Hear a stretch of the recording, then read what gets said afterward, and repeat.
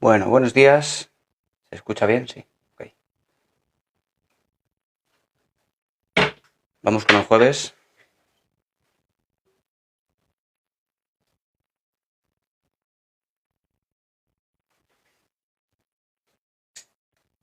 Ok.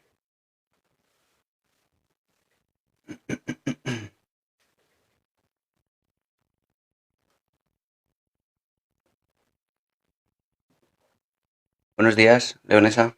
¿Qué tal?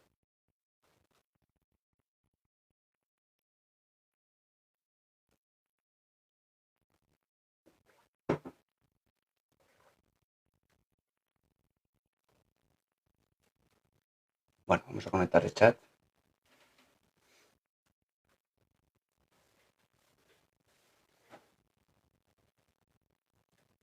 Me desoriento mucho.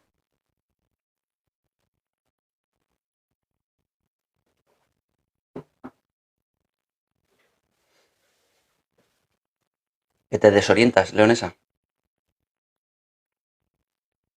¿Eso puede ser efecto de algún tipo de fármaco?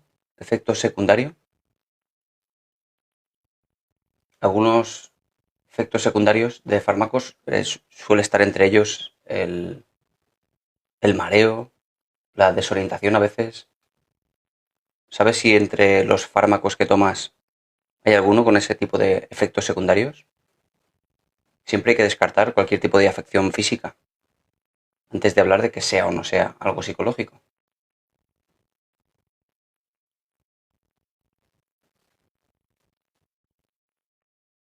Buenos días, Vane.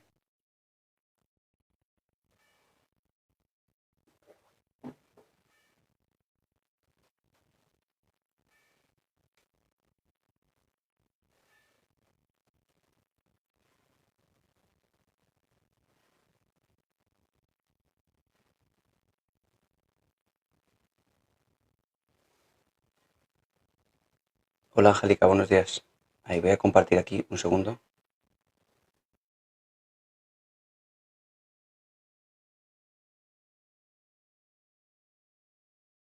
Ya está.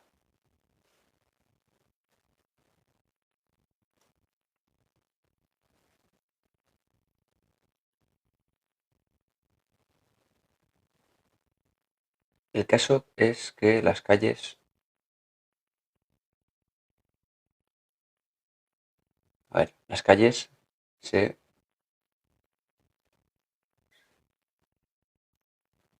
Pero doy vueltas hasta encontrarlas. Vale, que es... Por la calle te desorientas. Y eso no tiene que ver con síntomas de depresión, por ejemplo. ¿Y eso te pasa muy frecuentemente?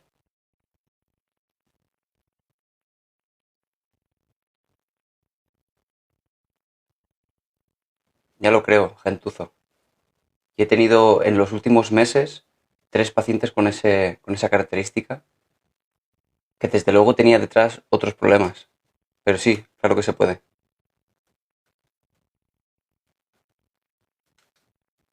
No te refieres a 35 años de edad, sino 35 años con este problema. Sí, pero los años solo implican una mayor gravedad. Pero sí, claro que tiene cura. Buenos días, mamen. Todos los trastornos que sean conductuales siempre tienen solución. Pero, Leonesa, es un síntoma eso, de desorientación, de un problema en la memoria, que puede ser puntual, pero en cualquier caso deberías de hacerte pruebas al respecto, por lo que te decía antes. Porque siempre hay que descartar cualquier problema físico. ¿Cómo se cura? No, con hipnosis en absoluto, gentuzo, en absoluto. Porque la hipnosis no ha demostrado eficacia para absolutamente nada. Con terapia cognitivo-conductual, con trabajo semanal, durante unos cuantos meses, y tiene solución. ¿Qué es la terapia cognitivo-conductual? Pues la terapia que trabaja todas las creencias que hay subyacentes a este problema, y por otra parte lo conductual, lo que te acerca en forma de hábito a esta práctica, inhibiendo todos los posibles accesos, en fin, la unión de lo cognitivo y lo conductual tiene una eficacia muy grande para este tipo de problemas. Claro, y las pastillas no solucionan el problema, no te enseñan nada. Y no combates a nivel de pensamientos todos los pensamientos que te acercan a este problema conductual. No, no vale, evidentemente. Necesitas terapia psicológica. Terapia cognitivo-conductual validada científicamente, no hipnosis y no cualquier otra terapia de gurús que te vendan algo como de tipo mágico.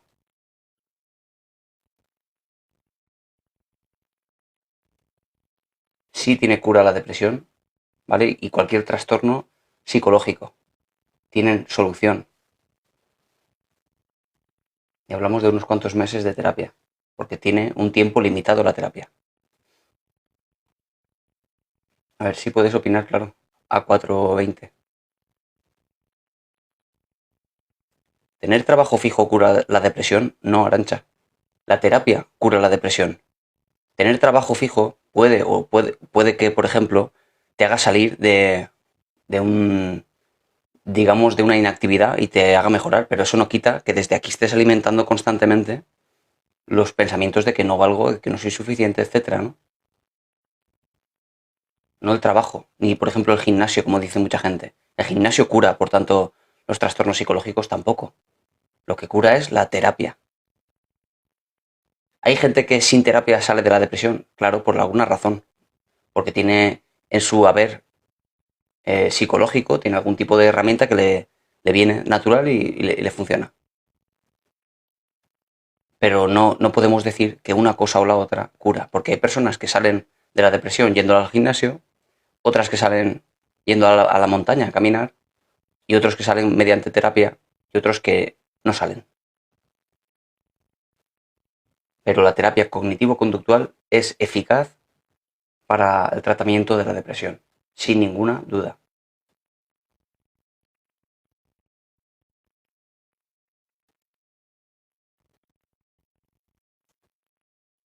Sí, pero lo de los depresivos leonesa no creo que causen ese síntoma. ¿Pero has preguntado a tu médico eso? ¿Lo de estos síntomas?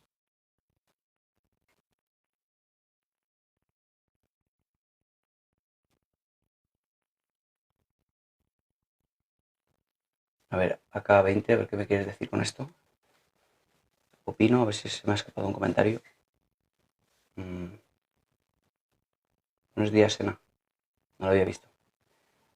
A ver, dices A420.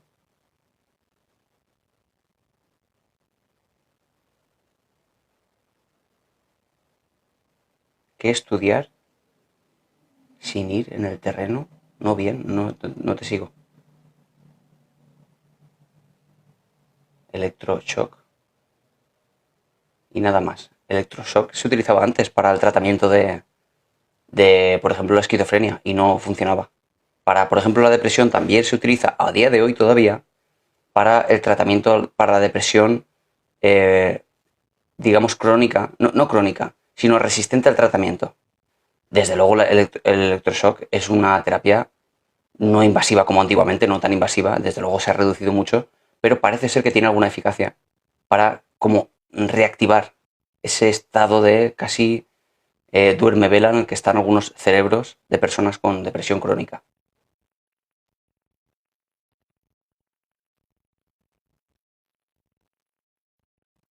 A ver, Ezequiel, qué, qué bueno cuando alguien es completamente coherente con su nick. Ezequiel, ¿cómo debe ser la alabanza a Dios según la Biblia? Adorar a Dios es brindarle nuestro amor. No lo sé porque yo no soy creyente.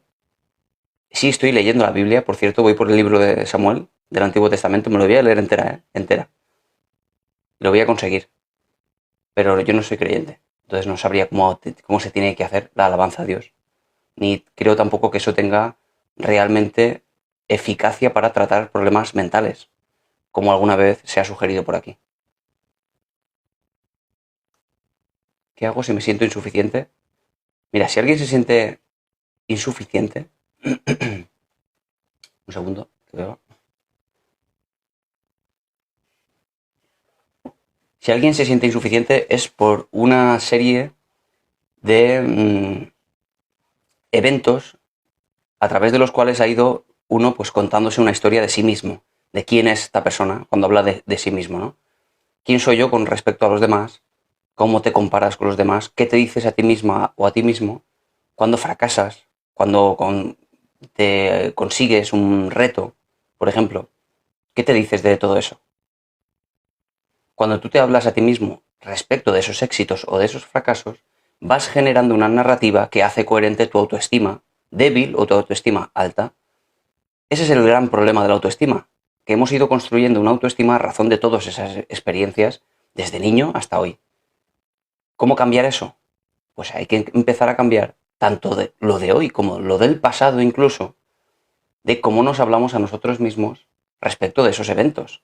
Cuando conseguimos algo en la vida, por poco que sea, tenéis que tener en cuenta que una persona con la autoestima baja tiende a decirse a sí mismo que ha tenido suerte, que es gracias a la ayuda de los demás y no a sí mismo. Una persona con la autoestima alta hace justo lo contrario. Dice, gracias a mi esfuerzo he conseguido esto. ¿Veis la diferencia? ¿Qué tenéis que hacer, por tanto? Cambiar eso, la narrativa. Cambiar la forma de hablaros a vosotros mismos en vez de estar criticándoos o machacándoos cuando, por ejemplo, cometáis un error. De nuevo, la persona con una autoestima alta comete un error y se dice a sí mismo, bueno, esto ha sido una cuestión de la situación, que yo no podía cambiar, etc. Y una persona con la autoestima baja se machaca y dice, esto es culpa mía, no valgo, no soy suficiente. Hay que cambiar, por tanto, la narrativa. Porque ni uno ni otro están diciendo la verdad absoluta. Están dibujando una realidad que va construyendo día a día. Con lo cual hay que construir, por tanto, una realidad que no sea esa, diferente, sin ser ninguna de las dos la verdad absoluta. Sin embargo, una realidad y otra nos hacen sentir de forma muy, muy diferente. Eso es lo que debemos hacer. Pero yo en el momento que le veo triste, siento pánico, he perdido algo. Hola, Itzel.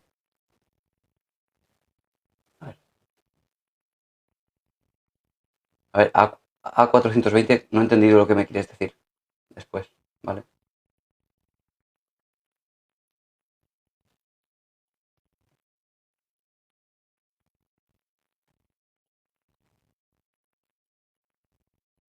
Pero yo en el momento que le veo triste, siento pánico, ¿me he perdido algún comentario? Ay, es verdad, este chat me vuelve loco. Personas medicina. Ah, personas medicina. Está muy famoso ese concepto. En mi caso es depresión endógena, sin estimulación externa.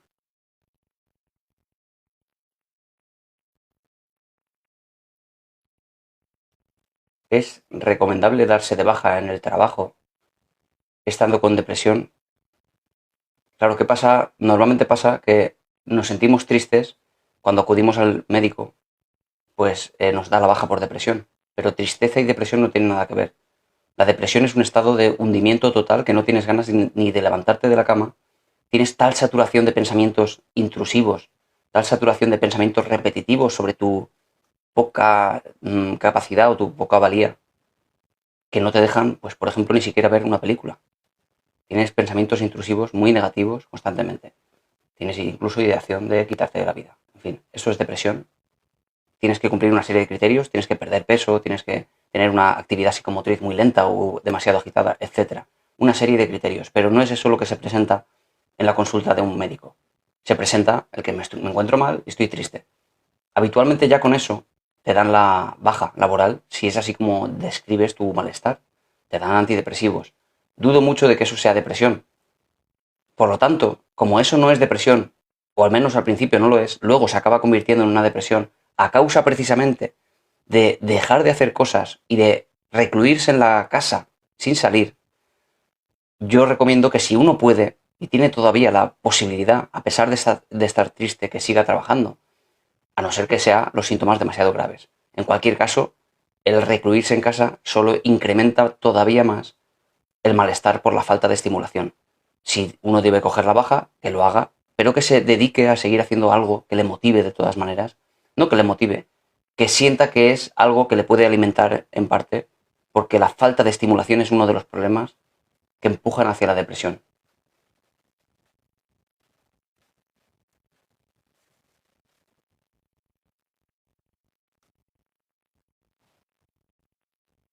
según mi médico, porque mi serotonina no la regula bien.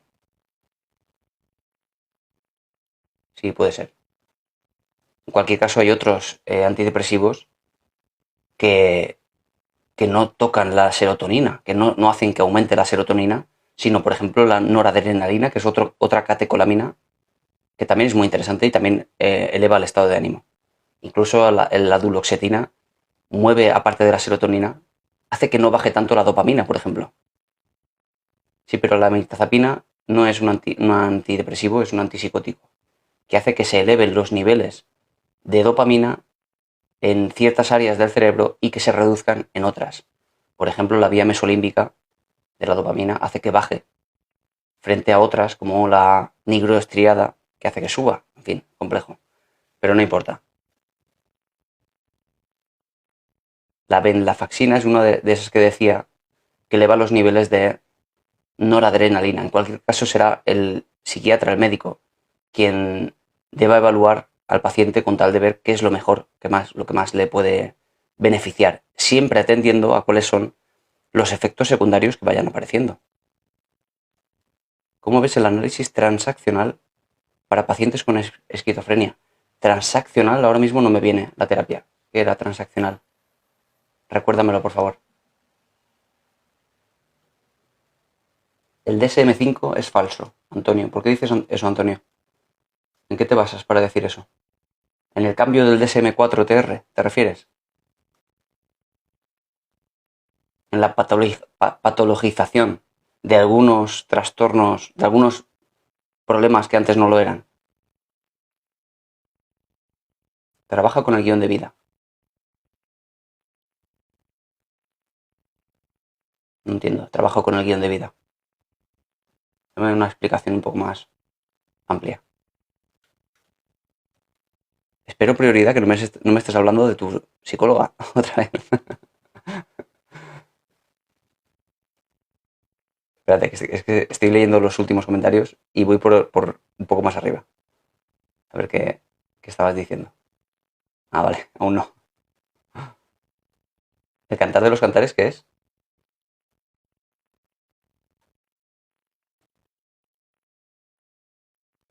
El cantar de los cantares. A ver.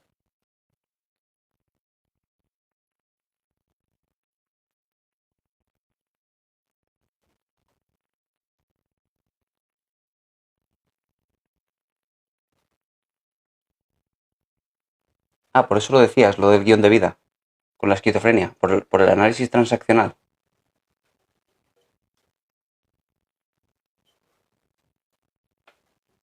A ver, ¿sabes qué pasa? Que no lo tengo con los mandatos, ¿vale? No lo tengo en la memoria, pero sí recuerdo que para el trastorno de esquizofrenia, la terapia, por ejemplo, cognitivo-conductual en sí misma es muy efectiva porque trabaja con esos delirios hasta el punto de hacer cuestionar a los pacientes algunos de los delirios. Es difícil porque sobre todo se habla del trabajo cognitivo con estos pacientes, llegando al extremo de que, porque a veces ocurre demasiado frecuentemente, a pesar incluso de antipsicóticos, sí desaparecen de forma rápida las alucinaciones, pero no es tan sencillo que desaparezcan los delirios. Con lo cual uno necesita también poder combatir esos delirios, poder ser más racional a la hora de analizar ciertos pensamientos o ciertos hilos de pensamiento.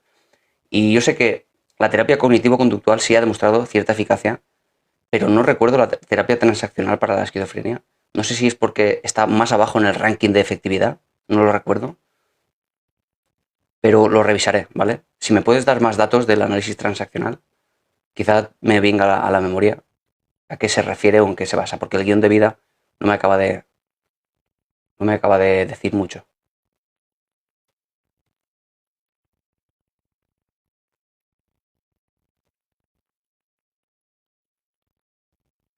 Si me estabas hablando, prioridad, me estabas hablando de ella.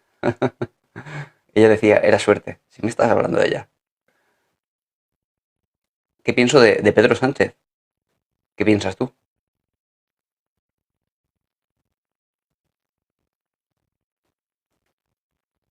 Sí, siempre sale. Y evidentemente si lo pregunta es porque considera, de nuevo, que es un narcisista, probablemente, un psicópata. Puede ser por esa línea, ¿verdad, Bioman?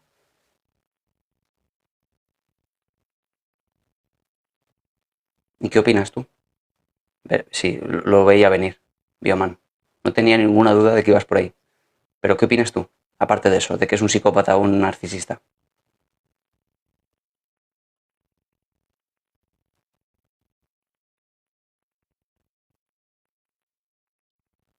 ¿Cómo te perdonas por pasar por abuso y manipulación emocional? Por pasar, por ser víctima de ello, ¿no, María? Y además hablas del pasado, ¿no? De que ya pasó. Sí, soy psicólogo de verdad.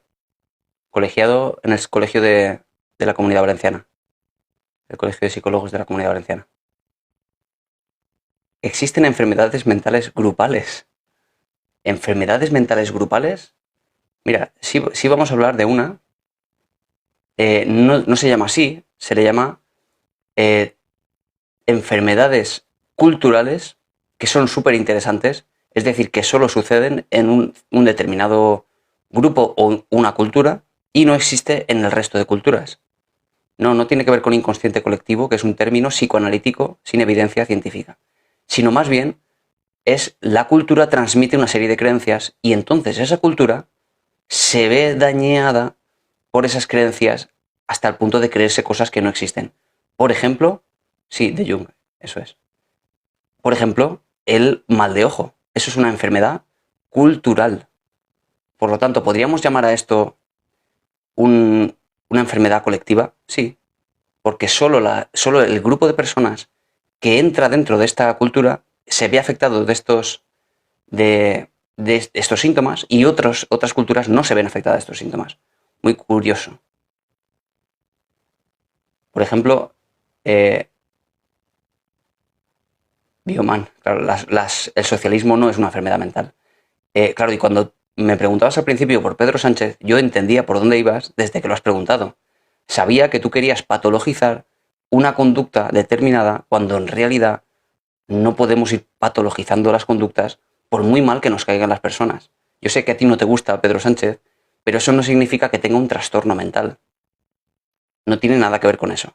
Te podrá caer muy mal, no te gustará su política, sus actos, efectivamente, pero no podemos por ello meterlo en una categoría donde no cumple ciertos criterios. Fíjate, Bioman, para poder diagnosticar a una persona de un trastorno mental, que hay más de 350 y pico, creo que hay, en el DSM-5 ha aumentado incluso, hay unos cuantos más, el criterio común a todos, es que haya en la persona un deterioro, no un deterioro, sino un malestar clínicamente significativo y un deterioro social o laboral. Malestar clínicamente significativo, deterioro social o laboral. La conducta de Pedro Sánchez, su política o su forma de ser, le ha llevado a tener tal malestar que ha tenido que dejar su trabajo, por ejemplo, o le ha llevado a tener problemas con su entorno social, hasta el punto de tener que dejarlo por un malestar. En realidad, él no tiene eso. No podemos, por tanto, diagnosticar de un trastorno, ¿lo entiendes, Bioman? Otra cosa es que, pues como tú dices, que mienta, que haga cosas que sean cuestionables, evidentemente, pero eso no significa que tenga un trastorno mental. No tiene nada que ver con eso, ¿vale?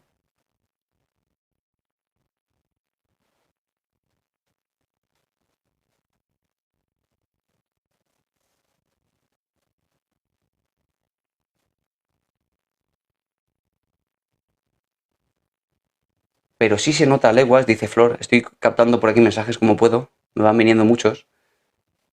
Dice Flor que sí se nota a leguas que tiene rasgos narcisistas.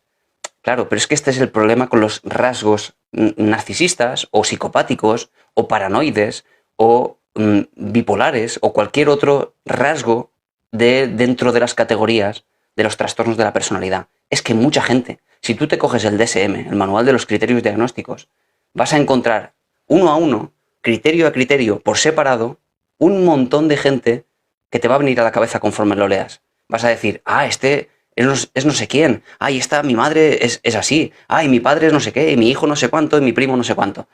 Claro, rasgos de todo tipo vas a encontrar en todas partes. ¿Eso le convierte en una persona con un trastorno narcisista de la personalidad? No, porque para empezar debe de haber un deterioro, como digo, que no se ha producido.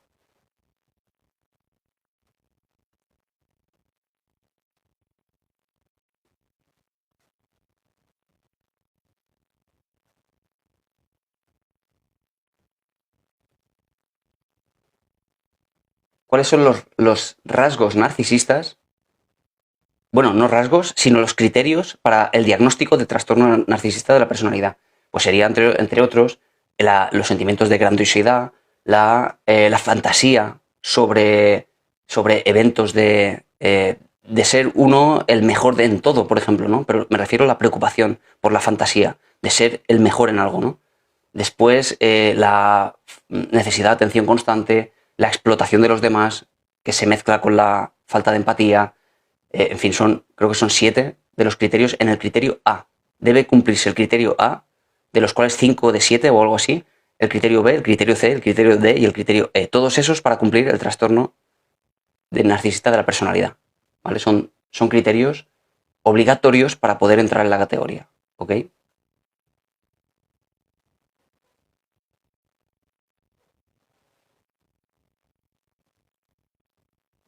Claro, Mamen, has estado ahí muy, muy ágil, porque cuando Flor dice, eh, digo lo que veo, creo que ha dicho, ¿no? Es que se me ha ido el comentario, yo digo lo que se ve.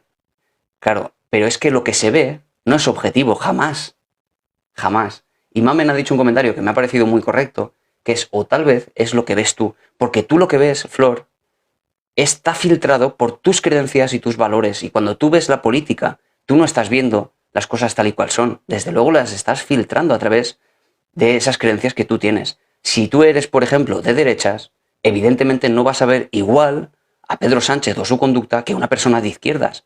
¿Quién tiene la razón de los dos? Ninguno, y los dos a la vez, realmente, porque no se ve la realidad tal y cual es.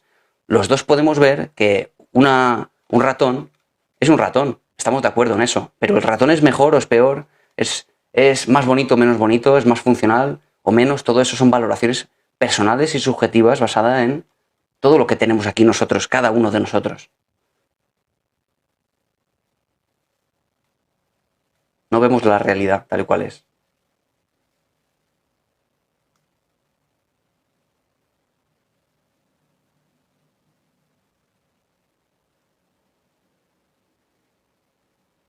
Claro. Antonio Pozanco nos muestra aquí una de esas formas conspiratorias de percibir no solo a la industria farmacéutica, sino al mismo sistema. Y en realidad cualquier cosa puede entrar en esto, que es que, por ejemplo, el DSM está manipulado por la industria farmacéutica. Claro, yo entiendo esta queja y es cierto, porque no hay ninguna duda de ello, que hay corporativismo, que hay presión de lobby de empresas grandes para controlarlo todo. Siempre lo ha habido y siempre lo habrá. Ahora bien, ¿es cierto que lo dominan todo siempre? No, porque hay evidencias de lo contrario, lo cual nos llevaría a ser más flexibles a la hora de plantear esta supuesta ley, de que las grandes economías lo controlan todo. Por ejemplo, podemos pensar que la industria alcoholera, muy potente a nivel económico, con mucho poder, ha intentado, por tanto, controlar todos los estudios científicos que hacían alusión a los beneficios del alcohol sobre la salud. Y lo ha intentado por muchos años. ¿Qué es lo que hacía? Mentía. Decía que era saludable el alcohol, a pesar de no ser saludable. No, no podía mentir, porque era muy fácil desmontarlo. No podía mentir, pero hacía un juego sucio con los estudios científicos. Pagaba estudios científicos en los cuales se hacía mención a el beneficio del alcohol, me refiero sobre todo a la cerveza y el vino, en referencia sobre todo a los antioxidantes que contienen. Con lo cual decían, en las conclusiones de estos estudios pagados por las alcoholeras, con mucho dinero invertido, que el alcohol, una copa 2 al día, era saludable porque tenía antioxidantes. ¿Mentían? No, no podían mentir. Y así lo hacían. Ahora bien, a día de hoy, la Organización Mundial de la Salud, que cualquier conspiranoico diría que está manipulado de nuevo por el sistema, ha reconocido a día de hoy, como digo, que el alcohol no es bueno en ninguna medida para la salud. En ninguna medida. ¿Por qué? Porque es cierto que los antioxidantes mejoran la salud, porque son vasodilatadores, etc. Pero es que los antioxidantes están en las nueces, están en la verdura, están en la fruta, sin que en realidad necesitemos del alcohol para tomarlos. Porque el alcohol, aparte de producir dependencia, pues tiene pues, efectos diuréticos, tiene efectos de todo tipo. Pero sobre todo lo peor de todo es que produce dependencia, que produce tolerancia y produce abstinencia. Con lo cual no tiene ningún sentido que busquemos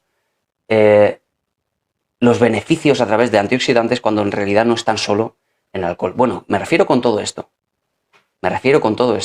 Que la presión de las grandes empresas lo han intentado siempre controlar todo y a veces lo logran y a veces no. Con lo cual no todo puede ser una manipulación, una gran manipulación de las empresas. Lo intentan siempre, claro, evidentemente, pero no siempre lo consiguen. Como veis, esto es un ejemplo de ello. A día de hoy, le guste a quien le guste, la Organización Mundial de la Salud ha reconocido que el alcohol no es beneficioso para la salud en ninguna medida. ¿Que es menos malo una copa o dos que cuatro? Claro, evidentemente.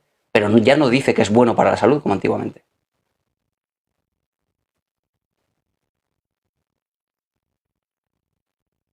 Hoy, Mamen, tenemos muchos más haters que otros días.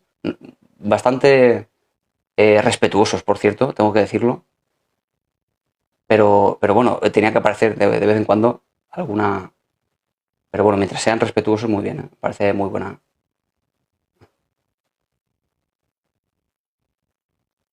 Me parece muy buen discurso. Muy buen debate, perdón. Sí, no, pero me refiero, Flor, no me refiero, por ejemplo, a ti. Pero me refiero, por ejemplo, a que Antonio me está diciendo que estoy adoctrinado por un sistema. Eso es hater, porque me está diciendo, pues no sé, borrego o algo así, ¿no? Me refiero a eso, no me refería a ti, Flor.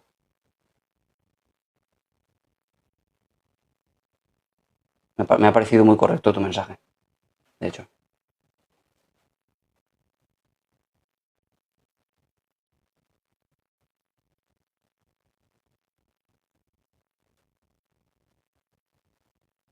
O sea, cuando hablamos de hater, al final hablamos de las formas de decir las cosas mediante faltas de respeto, insultos, etcétera. No de un comentario contrario. Buenos días, ¿crees que existe relación entre no comprar objetos y ansiedad por comprar? A ver, entre no comprar objetos y ansiedad por comprar, es decir, no comprar objetos con tal mm, de evitar esa ansiedad por comprar, ¿te refieres? A que si tú evitas comprar objetos, evitas por tanto algún tipo de adicción a ello. ¿Te refieres a eso, Diamond?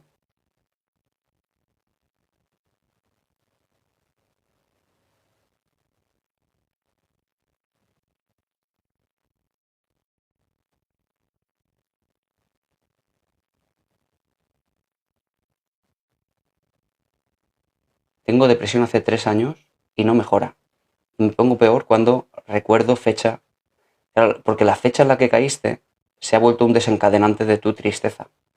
Pero, Macarena, ¿haces terapia psicológica? Buenos días, Irene.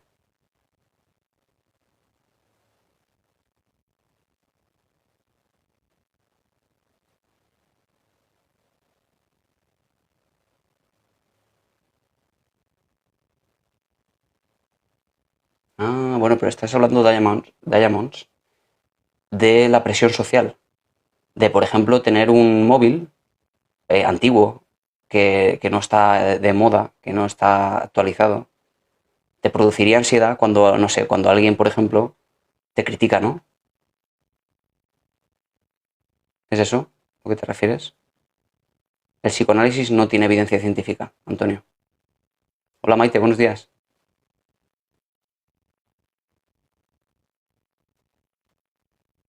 Pero acudes a terapia psicológica, Macarena, aparte de los fármacos que llevas año tomando.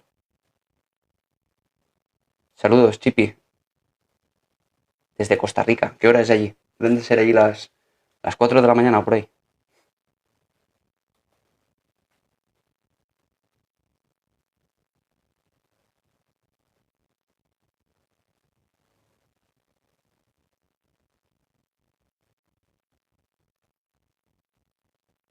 A ver,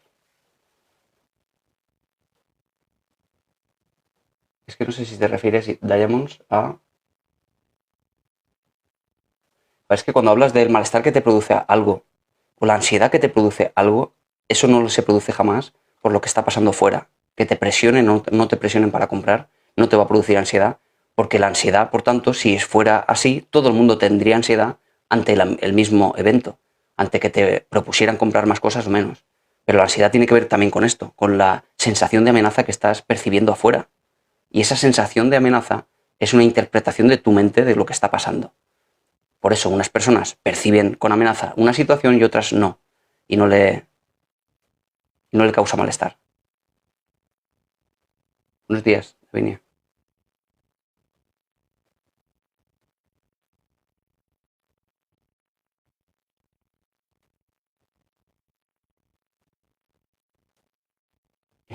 Tú tienes un Motorola, prioridad, que va y ni tiene internet. Bueno, pues si a ti te funciona, ¿por qué no? Claro, el problema que decía Diamonds al final tiene que ver con el malestar. Si aquello que te está pasando te da malestar, el problema que tú tienes es el malestar y no aquello que está pasando. Y eso es lo que tienes que aprender a solucionar. La ansiedad en sí misma es un problema cuando se sostiene en el tiempo. Porque hablamos de los efectos fisiológicos que tiene cuando eso se sostiene en el tiempo y hace esas respuestas neuroendocrinas tan famosas que llamamos la elevación del cortisol, el debilitamiento del sistema inmune, etc. A ver, Davinia, hace 3 años abusó la pareja de mi madre a mi hija. Desde entonces no tenemos relación con ella, con tu madre.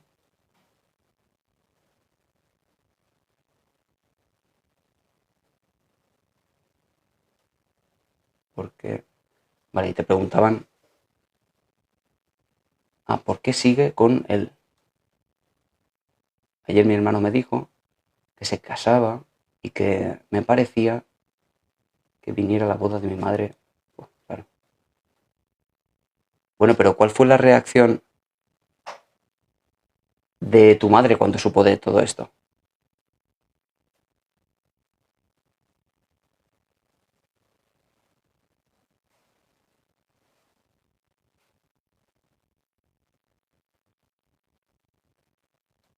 Sí, pero seguir con ese hombre es la conducta. Me refiero a su reacción emocional. ¿Reaccionó diciendo que no me lo creo? ¿O reaccionó con enfado hacia este hombre?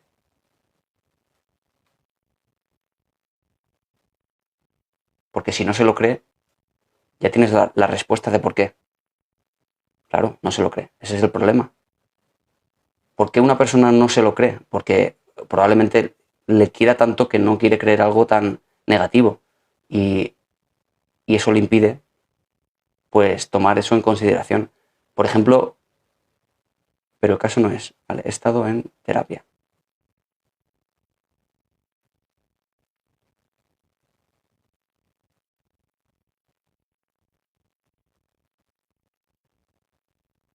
Psiquiatría es un crimen contra la humanidad. Son postulados muy absolutistas. Porque la psiquiatría, por ejemplo, ha ayudado a que los esquizofrénicos no estén encerrados en centros como pasaba antes, gracias a la aparición de los antipsicóticos. Ahora mismo las personas con esquizofrenia pueden estar tranquilamente en su casa llevando una vida completamente normal, porque se reducen bastante hasta el punto de que no tengan ninguno los episodios o los brotes psicóticos. Antiguamente, ¿qué es lo que hacían en otras épocas? Encerrarlos casi de por vida en un manicomio. Ahora ya no existen los manicomios, por suerte, pero durante los años 60-70, con la aparición y distribución de los psicofármacos antipsicóticos, esto fue una gran revolución porque ahora no se les encierra. Con lo cual, en este sentido, la psiquiatría hizo un bien muy grande para la salud mental. Ahora, que tenga cosas negativas, que ha cometido errores, sí, pero eso no podríamos decir, por tanto, que es un crimen contra la humanidad, porque es un postulado absoluto, sin matices, y nada es nunca tan absoluto. Por ejemplo la lobotomía, pero la lobotomía no es de la psiquiatría, es de la medicina, no tanto de la psiquiatría, es decir, un proceso de cirugía y no de la salud mental como tal. Pero desde luego fue una tremenda aberración. No existen los manicomios, Antonio. En España los manicomios se cerraron en los años 70. Lo que existen ahora son centros privados que valen mucho dinero y que jamás te meten contra tu voluntad. Antiguamente te metían contra tu voluntad, sin que tú necesariamente participases con tu decisión. Sencillamente te daba un brote psicótico por la calle, la policía te atrapaba y te llevaban a un centro porque era así como se funcionaba. Ahora mismo no te meten contra tu voluntad. Te meten en una planta de psiquiatría si tienes un brote psicótico durante como mucho 15 días y así lo firma un juez, no el psiquiatra, un juez lo firma. Podría en algunos casos ir un poco más allá de los 15 días, pero muy poco. Realmente no existen las reclusiones de por vida como antiguamente, ¿vale? Por eso veo, Antonio, que tienes creencias respecto del sistema muy negativas y muy absolutas sobre lo que es el bien y lo que es el mal. Con lo cual tú me dices a mí que estoy adoctrinado y probablemente no percibas en ti mismo una especie de autoadoctrinamiento a través de cierto tipo de ideas. Y no importa porque no pretendo con esto cambiar nada.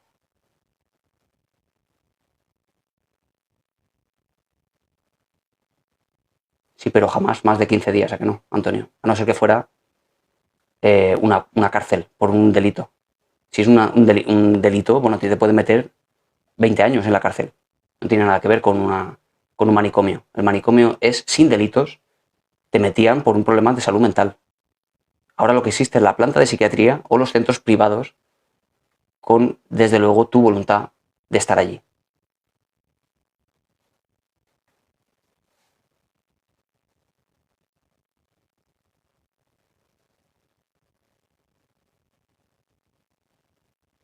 Solo porque no encajamos en este sistema, ya estamos condenados, ¿no? ¿Por qué dices eso? Sí, el MDR tiene base científica. La tiene. No es que lo crea, es que la tiene. Solo que la terapia cognitivo-conductual tiene más evidencia, no más evidencia, sino más tamaño del efecto. Más eficacia para el trastorno por estrés postraumático.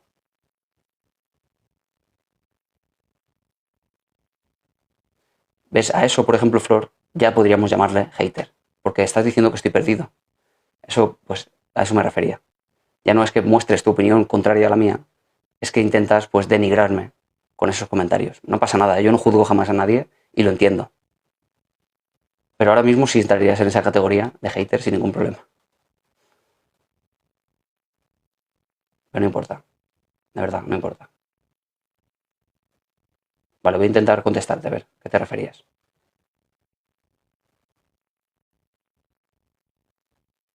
Mi título, si lo podría mostrar. ¿Te hace falta mi título para que lo veas? Pues tendría que buscarlo, pero sí te lo podría mostrar. De hecho, te podría dar hasta el número de colegiado, por ejemplo. ¿Quieres mi número de colegiado?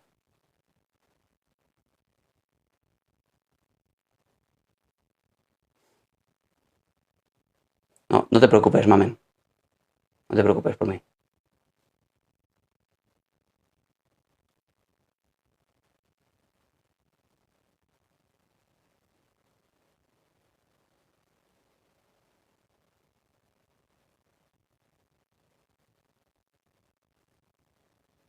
A ver, es que voy a intentar contestar esta pregunta.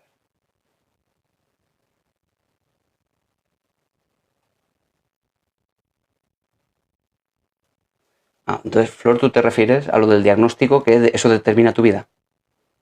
¿Es eso a lo que te refieres?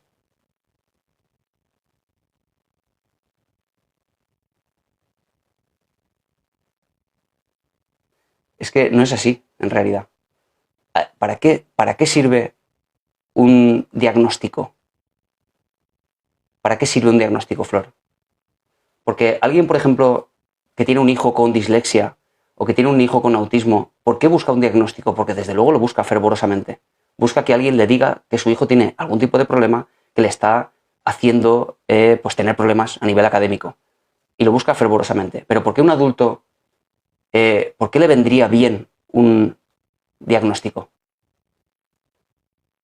Pues un diagnóstico, como tú dices, tiene sus efectos negativos y sus efectos positivos. Entre otras cosas, quizá te dé pie o te dé acceso a ciertas ayudas del Estado. Eso es la parte buena. La parte mala es que te categorizan, como tú dices, en algunos lugares. Claro, te categorizan y te juzgan a través de ese diagnóstico. Te dicen, tú tienes o eres esquizofrénico. Eso evidentemente tiene asociado un estigma. Pero claro, también guía a los psicoterapeutas para saber que teniendo eso ya sé qué tengo que hacer. Pero eso no es tajante ni estricto. Solo es la ayuda del DSM para saber qué es lo que tienes. Luego, ¿qué pasa con esto? Luego tenemos que trabajar en terapia, porque uno puede entrar en una categoría de ansiedad, por ejemplo, trastorno de ansiedad generalizada, o trastorno de angustia, que son estos episodios constantes y continuos de episodios de ansiedad, de ataques de pánico. Bien, eso es lo que te dice tu categoría, pero luego cuando llegamos a la consulta, lo que sobre todo somos conductistas. Y muchas veces los conductistas hacemos la crítica al diagnóstico porque no nos interesa una mierda. Porque lo que nos interesa es qué es lo que te pasa a ti, qué es lo que tú sufres, cuál es tu síntoma.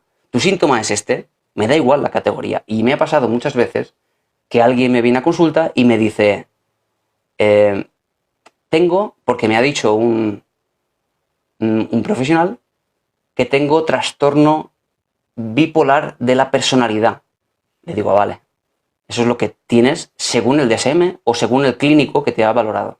Le digo, bueno, pero ¿qué es lo que te pasa? Dice, bueno, pues lo que me pasa a mí es que tengo unos accesos de rabia tremendos y que le he tenido que pegar a alguna gente, por lo tanto me ha acabado repercutiendo a nivel legal, con denuncias. Pues bueno, digo, vamos a olvidarnos de ese diagnóstico porque a mí no me interesa. Lo que a ti te pasa es que tienes accesos de rabia muy fuertes, vamos a trabajar esto, con tal de que desaparezcan los eventos de rabia, y luego, ¿qué tendrás? Si solucionamos eso y solucionamos la ansiedad que también tenía, pues desaparece el problema y ya no entras en esa supuesta categoría que en realidad no le vino para nada bien, nada más que para ponerlo más nervioso. Porque tú lees en un informe trastorno de la personalidad bipolar y lo primero que haces es asustarte. No te ha servido de nada. Ni te ha valido para absolutamente nada más que para eso. Para liarte porque no te ha beneficiado. Ahora bien, hay veces que viene bien, de nuevo, pero solo es una guía para los terapeutas, para nada más. A nivel conductual se trabaja sobre la base de los síntomas del paciente y luego se exploran todas las posibles causas, los posibles efectos o factores moduladores o mantenedores del problema con tal de cambiarlos y que esto empiece a surtir efecto en esos síntomas, sencillamente. Pero el criterio diagnóstico sirve para eso, para nada más. No puede ser tajante porque además siempre es cambiante, siempre es ante falta de más evidencia. Luego, ante otro tipo de evidencia, sabéis que los criterios diagnósticos a veces se cambian en los informes, y sobre todo con los niños. Un niño empieza con trastornos, por ejemplo, disruptivos de la conducta, con TDAH, porque no puede ser diagnosticado de un trastorno de la personalidad, porque hasta los 18 años no se puede diagnosticar, con lo cual el diagnóstico va evolucionando. Si luego resulta que a los 17 años tiene un brote psicótico, entonces el diagnóstico cambia, no es que se vayan añadiendo, solo que va cambiando a razón de los nuevos datos que tenemos.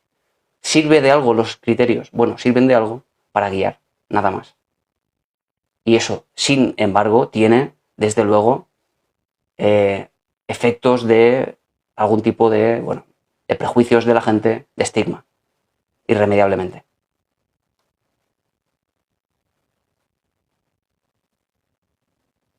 Son crónicos el que los diagnósticos. Hombre, si te diagnostican de esquizofrenia, ya no va a haber duda. Tienes esquizofrenia y eso no tiene cura. Si, sin embargo, ocurre un brote psicótico, eso no es esquizofrenia, es un brote psicótico aislado. Existe el trastorno por psicosis breve, que sería un brote psicótico, sin más.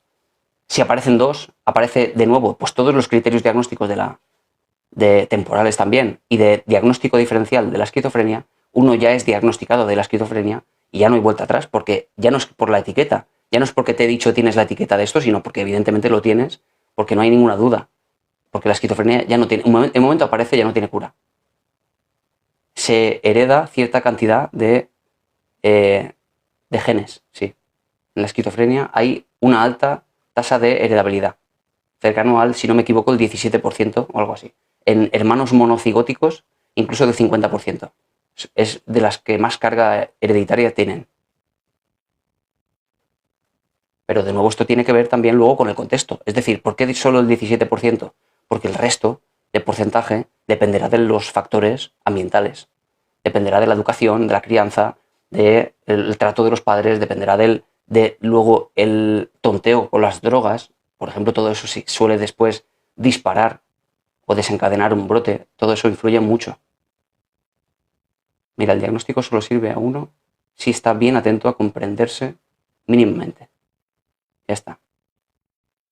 Sí, pero no todo el mundo puede conocer o adquirir ciertos conocimientos complejos, o porque no quiere, por un lado, o porque no lo entiende ni lo quiere entender. Por eso al final se acaba dejando llevar, ¿no?, por un profesional. ¿Se puede resignificar un evento traumático? Muy buena pregunta, Alex. Es precisamente lo que se hace en terapia. En la reestructuración cognitiva de los eventos, lo que se intenta es, fíjate, te lo voy a intentar describir, Alex. La memoria, a pesar de lo que se cree, no es un fiel reflejo de aquello que supuestamente pasó. No es así.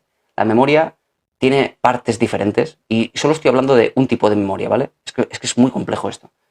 Hay diferentes tipos de memoria. Vamos a hablar solo de la memoria episódica. La memoria de aquellos eventos que nos ha pasado a nosotros durante toda nuestra vida.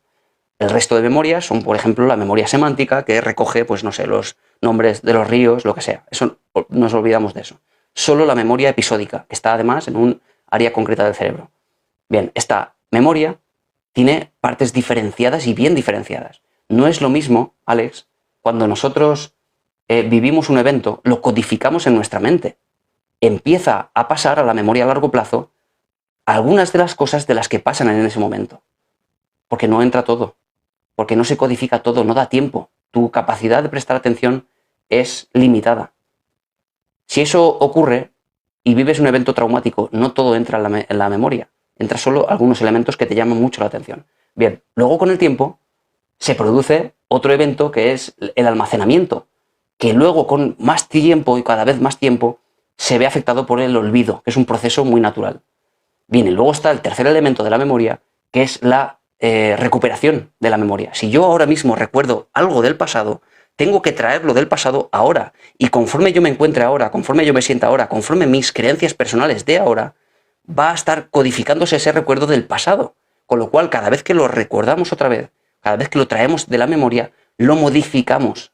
Cuidado con esto, porque cuando hablamos de terapia, por ejemplo, hablamos de que en un contexto seguro, en un contexto como es una terapia, cuando exponemos al paciente a un evento traumático que ha estado evitando toda su vida a rajatabla, le hacemos recordarlo en ese contexto seguro, con tal de que, vivido en el ahora, vivido en ese momento con una calma y con una capacidad de gestionar las emociones, se recodifica en la memoria otra vez de una forma más calmada, con menos intensidad emocional. Esa es la lógica detrás de la terapia cognitivo-conductual y funciona muy bien, porque cada vez que viene ese recuerdo traumático, cada vez se vuelve a recodificar otra vez en ese lugar con menos carga emocional, hasta que llegará un momento, después de muchos eventos de exposición, que dejará de producir esa ansiedad tremendísima que producía al principio, solo por el hecho de haber estado evitando y evitando de forma sistemática durante años ese evento. ¿Vale, Alex? Esa es la lógica detrás, y evidentemente la respuesta es sí, se puede recodificar un recuerdo.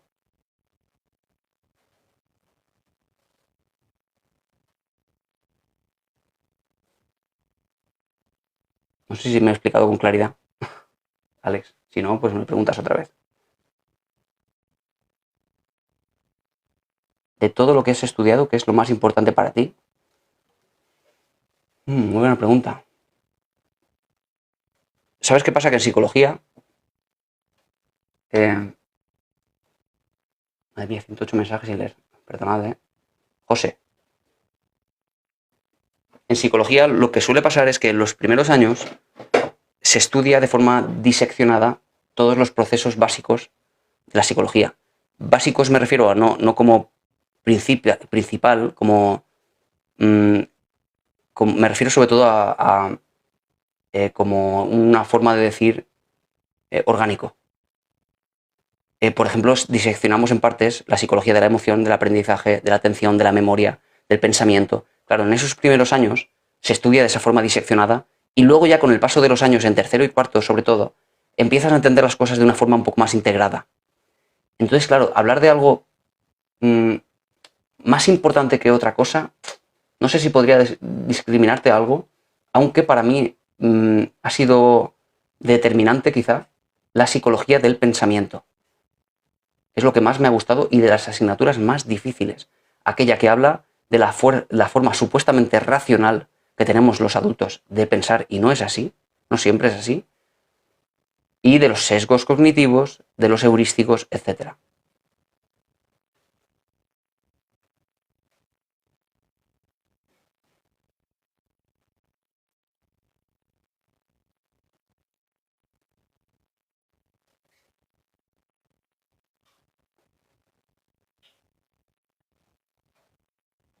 Pero si no sabes ni quién eres,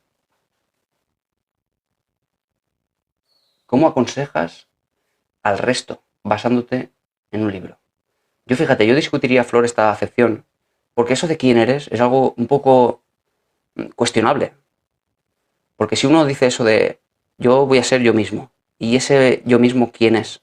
Porque si tú te defines a ti misma, tú dices yo soy así, soy así, soy así, tú también te estás metiendo en una categoría y comportándote a razón de esa definición clara que has hecho manifiesta.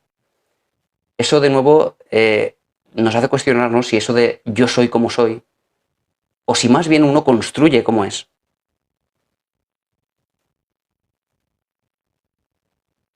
Porque eso es más, en realidad, coherente con la forma que tenemos de procesar la información.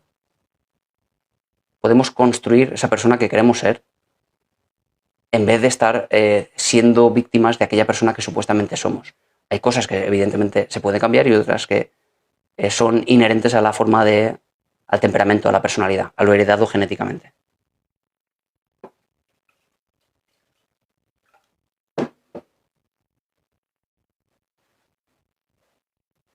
Antonio, a ver, la ciencia no puede explicarlo todo. ¿Qué piensas de las experiencias cercanas a la muerte? Muy interesante. Alguna vez he hablado por aquí de Manuel Sansegarra y esto que él habla de las experiencias cercanas a la muerte. ¿Qué piensas tú de él? De Antonio, de Manuel Sansegarra y de las experiencias cercanas a la muerte. Estamos acabando, ¿eh? Quedan 5 minutos.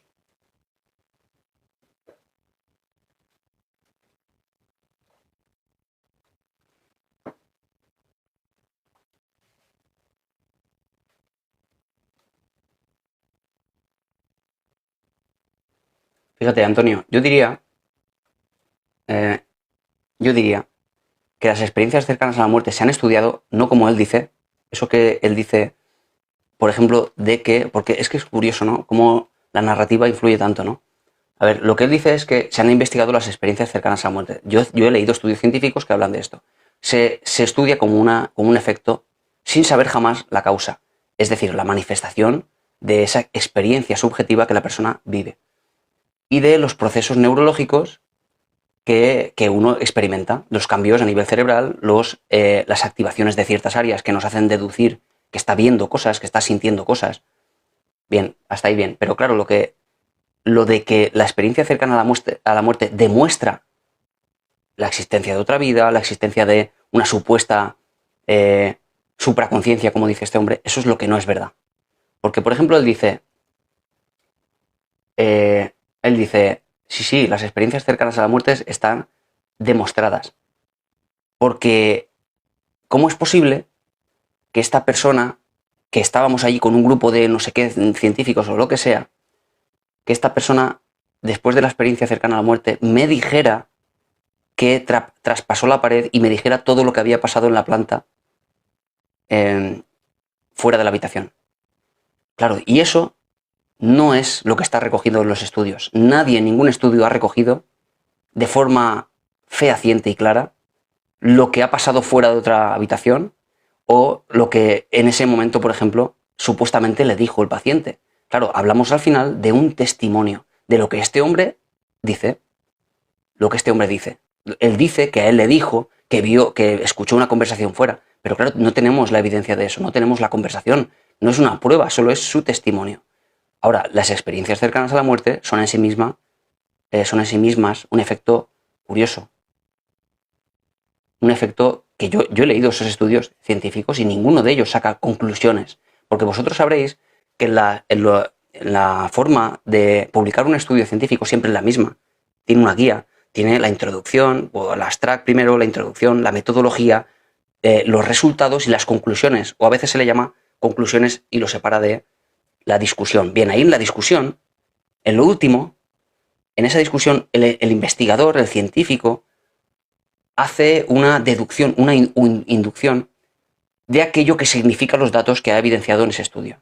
Y ningún estudio de esos habla de que exista ni una supraconciencia, ni que exista la vida después de la muerte, ni nada de eso. Solo hablan del efecto como tal subjetivo del paciente, nada más.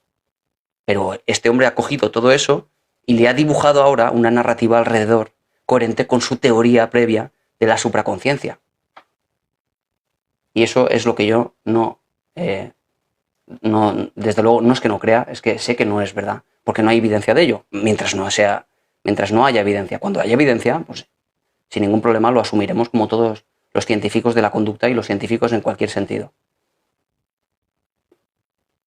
Bueno, chicos y chicas, voy a ir despidiéndome, que tengo un paciente ahora.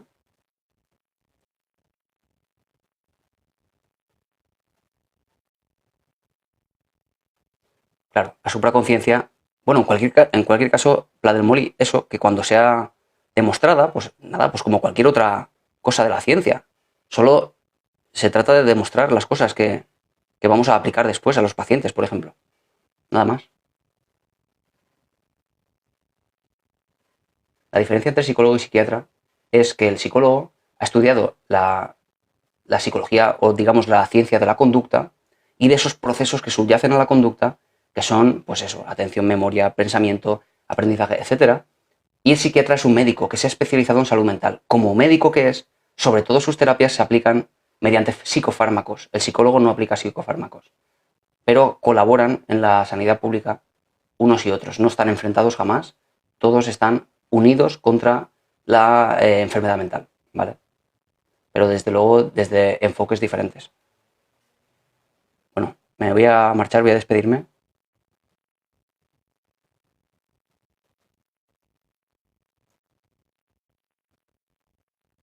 Porque lo que digo, tengo ahora un paciente, si no me quedaría aquí, pues eso, toda la mañana.